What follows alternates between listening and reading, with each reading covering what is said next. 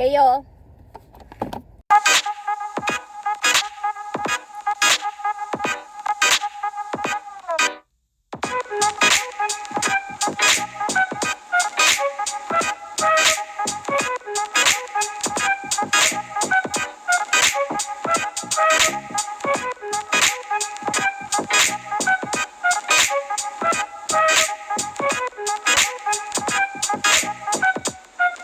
Y'all in my cup holder. So you'll have to ride there for a minute. Roll with me. So this is story time about when I tried to kill my mama baby daddy, who is listed on my birth certificate as my father, my sperm donor. So, okay, backstory. So I watched my sperm donor beat my mama. When he finally showed up to pick me up, my sperm donor left me at my aunt's house all day. I was like 4 or 5. He left me at my aunt's house all day. Nobody know where the hell I was at. My mama thought I was with him. My aunt was at work. Nobody was at the house, so I'm sitting outside her porch like for hours until she got off work and she walked through her gate like, what the fuck? Yeah. So I ain't have nothing for him. Like, I really don't know my daddy. I don't know nothing about him like that. Like, after that, my mama, I couldn't blame her. It was like, you're not coming to get her. I'll drop her off, but you're not coming to get her, which I can understand that. Okay? Now, lo and behold, during this time, like, I heard stories that he had, like, PTSD or he was a little off or whatever, but, which was true. Like, I really, like, he has PTSD. He's a schizophrenic, but he's also a crackhead, so, hey, life. It's like, he would prefer his drugs more than the medicine when he was out of a facility. So those who deal with drug addicted parents, you know what I'm talking about. Anyway, so in counseling, like they tell you, counseling gives you tools to react to your trauma different, right? So as I'm telling these stories, I was like, yo, like there's some people that I really need to apologize to, because as I'm going through my trauma, I've traumatized other people. So backstory over. Lo and behold, me and my best friend were coming back we had to be coming back from our house, because there's no way I could have gained that much speed coming from the corner store. So we had to be coming back from our house, right? So she's in the passenger seat running her yap as usual. Like she's one of those people like who can talk, and then like if you tell her a joke and you trying to keep it quiet, yeah, she's not the one you can do that to, because she gonna laugh, and she gonna laugh loud and make it obvious.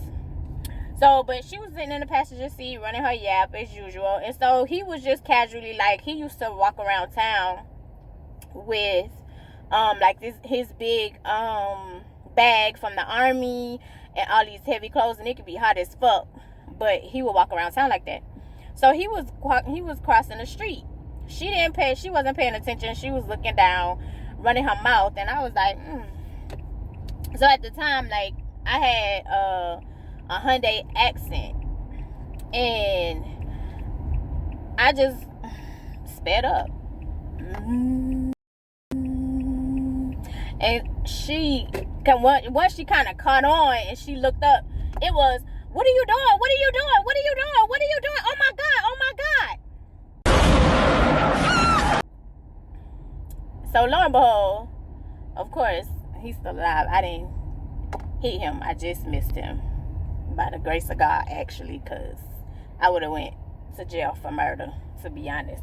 And you know how, like, you see in cartoons or you watch on TV and you see, like, the people, like, their coats and stuff fly up? That's literally what his jacket did. I don't know how in the fuck that man got across the street, but he did.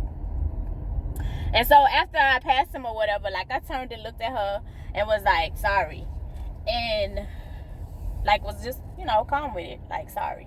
So literally when I called her to apologize about that incident, I was 16.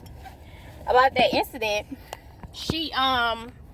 I told her, I was like, I owe you an apology because I caused you some trauma through this incident. And so once I brought up the incident, she was like, oh my God.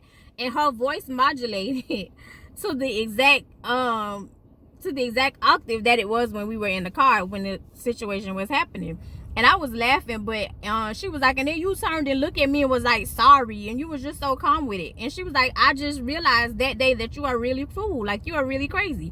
And I am. So like when I don't fight, or when I'm laughing at stuff, or if I'm walking away, it's not that I'm scared of people, it's just I know how I can get, so I walk away. It's like some shit just ain't worth it. Like I've grown, I know how to channel my anger and shit now. So the shit that you be coming with, that people be coming with, and the bullshit is like, boy, go sit down. It ain't worth it. So I know how I can get, period. But I said all that to say this quick story. Yeah, and I kind of just blew over it. I don't care, judge your mama. I said all that to say this. When we're going through trauma, there are times we don't even recognize that we are hurting other people that's close to us. Especially like the people that's trying to help us, people that's trying to heal us, people that's been through the trauma that you've already been through, and they trying to warn you like, that ain't it. I already danced with that devil. I know that routine, and that dance don't end well. So you have to be careful. And then even with being careful, like now that you've even realized that, hey, like I did some fucked up shit, there's nothing wrong with going back and apologizing to people. There's nothing wrong with going back and realizing like, yo, that was fucked up. Let me go back over here and apologize. There's nothing wrong with going through counseling and getting some help to get tools to adjust to some shit that you endured throughout your childhood. Like a lot of us and a lot of people don't even mention it because it's like, if I wasn't there, I wouldn't believe it. A lot of shit that I went through is like, if I didn't live that shit, I'd be like, bitch, you lying. Bruh. So, but just listening to her and the octave change, it was like, yo, I really traumatized this girl with this situation. And I really need to apologize to her and say, I'm really sorry. And she was like, you all calm now. You was calm then when you was like, sorry. And I was like, but I really mean it. I'm sorry. And I am. I'm sorry for causing the trauma for that day. But don't get it twisted.